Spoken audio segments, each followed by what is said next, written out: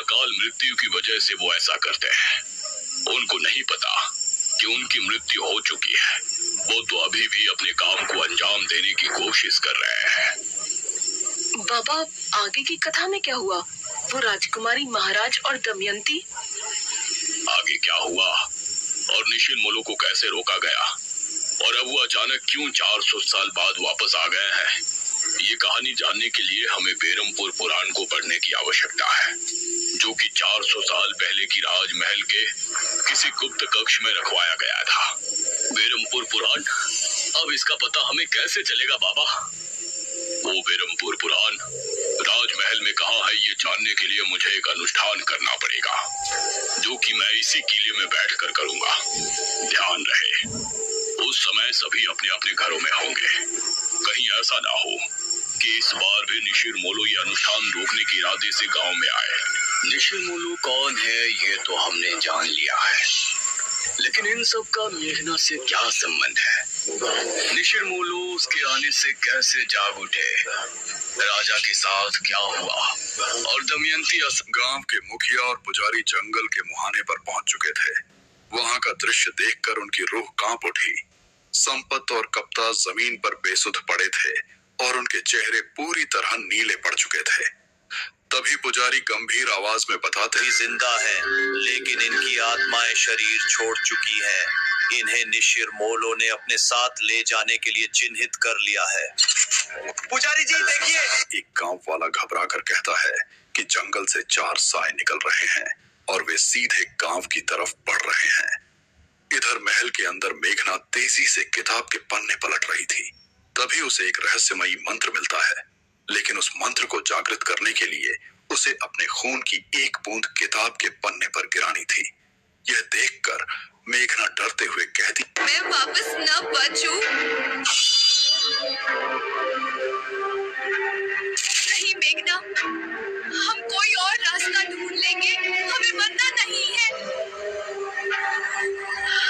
इशिता, अगर हम नहीं रुके तो ये चारों शैतान पूरे बेरमपुर को खत्म कर देंगे। मेघनाथ, जो करना है करो। वो एक नुकीली धातु से चीरती है और किताब पर रक्त की बूंद टपका देती है। अचानक पूरे महल में तेज रोशनी फैल जाती है। इसके बाद वह ओम नमः शिवाय मंत्र का उच्चारण करते हुए इस मिट्टी के रक्षकों से अभिषेक को वापस ले जाने की प्रार्थना करती है। उसी क्षण महल के अंदर एक तेज धमाका होता है। निशिर मोलो अचानक रुक जाते हैं और पहली बार अपना सिर ऊपर उठाते हैं। उनकी आंखों में आग जैसी चमक दिखाई देती है। फिर वे भारी आवाज में कहते हैं, 400 साल का इंतजार, अंत में तू मिल ही गई, राजकुमारी, राजकुमारी। राजकुमारी? मेघना, ये क्या कह रहे हैं? मुझे नहीं पता, लेकिन मुझे लगता है कि मैं कोई साधारण लड़की नहीं हूँ। उसी समय महल की छत ढहने लगती है और पत्थरों के गिरने की आवाज से पूरा गांव कांप उठता है। बाहर मुखिया और पुजारी देखते हैं कि जंगल से उठ रही काली धुंध अब महल की ओर बढ़ रही है। मुखिया लड़कियों को बचाने के लिए महल की तरफ बढ़ना चाहता है, लेकिन पुजारी उसे रोकते हुए कहते हैं कि वहां अब कोई इंसान नहीं बचा। वहां अब सिर्फ अतीत की परछाइयां मौजूद हैं। महल के अंदर निशिर मोलो धीरे धीरे ताबूत का ढक्कन खोलने लगते हैं। जैसे ही ताबूत खुलता है, उसके अंदर से एक रहस्यमयी रोशनी निकलती है जो पूरे महल को अपनी चपेट में ले लेती है। यह देखकर मेघना घबरा जाती है और पूछती है कि इस ताबूत के अंदर आखिर क्या है। तभी वह खुद समझ जाती है कि यह उसकी आखिरी सांसों का रहस्य है और अगर वह इस ताबूत को बंद नहीं कर पाई तो निशिर मोलो हमेशा के लिए आजाद हो जाएंगे।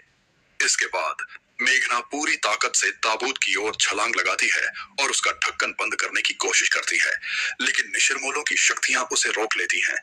तभी इशिता मेघना की तरफ हाथ बढ़ाकर उसे पकड़ने की कोशिश करती है और जल्दी करने के लिए चिल्लाती है।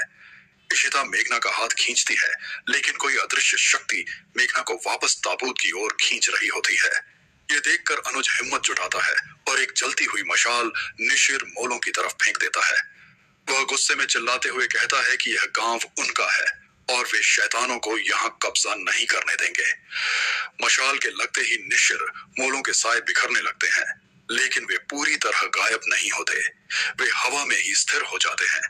तभी मेघना इशिता से कहती है कि वह इस किताब को लेकर बाहर भाग जाए और उसे जला दे, क्योंकि अगर किताब जल गई तो अमृत का श्राप भी खत्म हो जाएगा। लेकिन इशिता रोते हुए कहती है कि वह मेघना को छोड़कर कहीं नहीं जाएगी। तभी मेघना खुद को मजबूत करते हुए इशिता और अनुज को धक्का देती है और उन्हें गुप्त द्वार की ओर बाहर निकाल देती है। जैसे ही दोनों बाहर निकलते हैं, महल का विशाल दरवाजा अपने आप बंद हो जाता है। बाहर खड़ी इशिता दर्द भरी चीख के साथ मेघना का नाम पुकारती रह जाती है। महल के बाहर मुखिया और गांव वाले उस जलते हुए महल को डर से देखते रहते हैं।